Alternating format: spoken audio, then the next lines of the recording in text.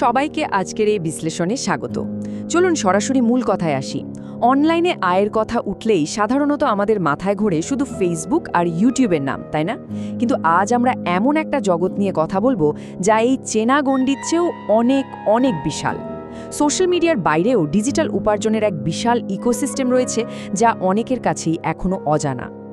বেশিরভাগ মানুষই ভাবেন ইন্টারনেট মানেই ফেসবুক বা ইউটিউবের মতো বড় বড় কোম্পানির একচেটিয়া রাজত্ব।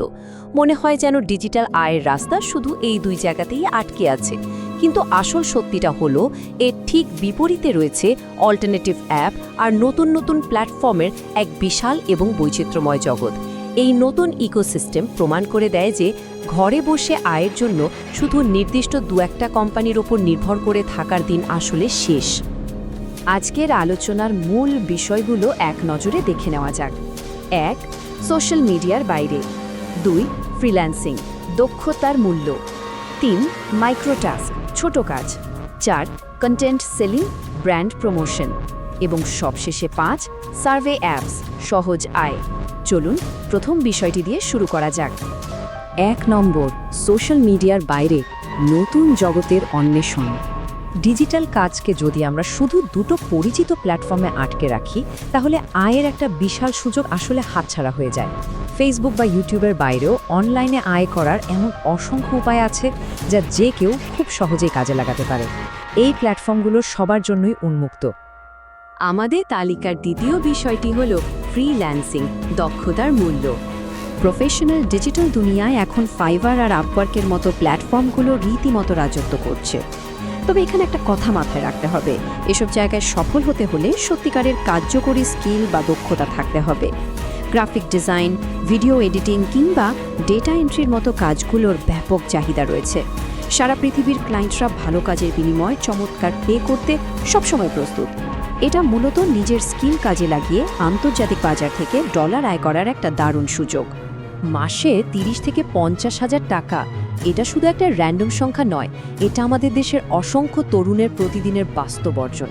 নির্দিষ্ট কিছু ফ্রিল্যান্সিং প্ল্যাটফর্মে কাজ করে নিয়মিত এই অভাবনীয় মাইলফলক অর্জন করা হচ্ছে। সঠিক স্কিল আর কাজের প্রতি ফোকাস থাকলে ঘরে বসেই এই পরিমাণ অর্থ আয় করাটা এখন আর কোনো আকাশকুসুম কল্পনা নয়, বরং একদম প্রমাণিত একটা সত্যি। এরপর ৩ নম্বরে আসছে মাইক্রোটাস্ক, ছোট কাজ। মাইক্রোটাস্ক বলতে মূলত বোঝায় ছোট ছোট কিছু ডিজিটাল কাজ যেগুলো বারবার করতে হয়। যেমন ধরুন কোনো ছবির লেবেলিং করা কিংবা ছোট কোনো সার্ভে পূরণ করা।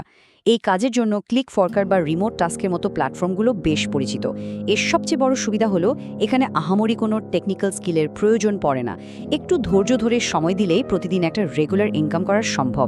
বিশেষ করে স্টুডেন্টদের কাছে এটা দারুণ জনপ্রিয়।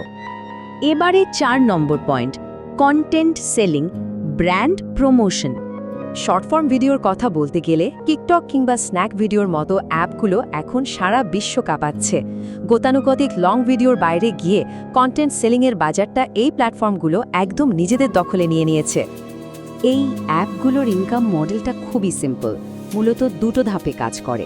প্রথমত ভিডিও বানানো, ছোট ক্রিয়েটিভ আর মজাদার ভিডিও বানিয়ে দর্শকদের নজর কাটতে হবে। আর দ্বিতীয়ত ব্র্যান্ড প্রমোশন বা বোনাস থেকে আয়। শর্ট ক্লিপ দিয়ে একবার অডিয়েন্স তৈরি করতে পারলে সরাসরি বিভিন্ন ব্র্যান্ডের সাথে কাজ করে দারুণ ইনকাম করা যায়। এটা অত্যন্ত ফাস্ট, ক্রিয়েটিভ এবং চমৎকার একটা পদ্ধতি। সবশেষে ৫ নম্বর পয়েন্টে থাকছে সার্ভে অ্যাপস, সহজ আয়। ডিজিটাল আয়ের মাধ্যমগুলোর মধ্যে এটা হলো সবচেয়ে সহজলভ্য। গুগল ওপিনিয়ন রিওয়ার্ডসের মতো অ্যাপগুলো এর সবচেয়ে ভালো উদাহরণ। এখানকার কাজগুলো আক্ষরিক অর্থে খুব সোজা, জাস্ট প্রতিদিনের সাধারণ কিছু প্রশ্নের উত্তর দেয়া। না লাগবে কোনো টেকনিক্যাল স্কিল, না লাগবে ভিডিও এডিটিং, আর ক্লায়েন্ট খোঁজার তো কোনো ঝামেলাই নেই। হ্যাঁ, এটা ঠিক যে ফ্রিল্যান্সিংয়ের তুলনায় এখানের আয় বেশ কম, কিন্তু কোনো পরিশ্রম ছাড়াই অবসরে পকেট মানি গোছের কিছু টাকা আয়ের জন্য এর কোনো তুলনাই হয় না। তাহলে আমরা দেখলাম হাই স্কিল ফ্রিল্যান্সিং প্ল্যাটফর্ম থেকে শুরু করে একদম সিম্পল সার্ভে অ্যাপ, সব রকম অপশনই এই জগতে খোলা আছে। এখন সবচেয়ে বড় চ্যালেঞ্জটা হলো নিজের জন্য সঠিক পথটা বেছে নেওয়া। নিজের বর্তমান স্কিল, প্রতিদিনের ফ্রি সময় আর ভবিষ্যতের লক্ষ্য, এসব কিছু মিলিয়ে এই বিশাল ডিজিটাল ইকোসিস্টেমে নতুন যাত্রা শুরু করার জন্য সবচেয়ে উপযুক্ত মাধ্যম কোনটি হতে পারে? বিষয়টা কিন্তু সত্যিই ভেবে দেখার মতো, তাই না?